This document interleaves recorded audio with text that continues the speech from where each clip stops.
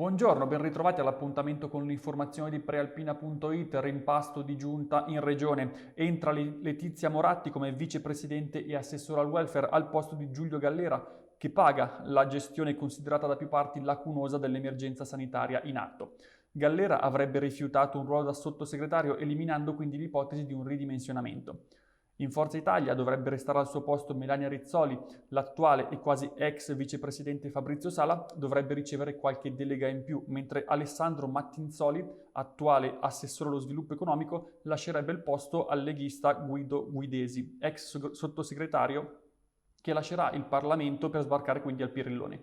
Tutti gli ultimi aggiornamenti sono disponibili su prealpina.it. Per quanto riguarda l'emergenza Covid, quella di ieri è stata un'altra giornata con un numero molto alto di nuovi casi in provincia di Varese.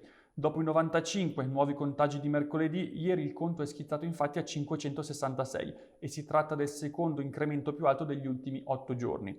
A preoccupare inoltre è il fatto che non si stia registrando un calo dei nuovi casi su base bisettimanale. Negli ultimi 7 giorni infatti si è toccata quota 1616 in provincia, mentre nei 7 giorni precedenti si era arrivati a 1454. E a questo tema è dedicato un approfondimento sul giornale di oggi, disponibile sia in edicola sia sui supporti digitali. Passiamo alla cronaca, un'altra mattinata da incubo per gli automobilisti in ingresso a Varese dalla A8. A causa della chiusura della bretella autostradale per il cantiere della nuova Esselunga, anche oggi sono registrati incolonnamenti lunghi oltre 2 km con mezzi fermi per almeno un'ora. A preoccupare sono anche i tempi lunghi dei lavori con la chiusura della bretella prevista fino al 30 aprile prossimo. E a questo tema saranno dedicati approfondimenti durante il notiziario di questa sera e sul giornale che sarà in edicola domani.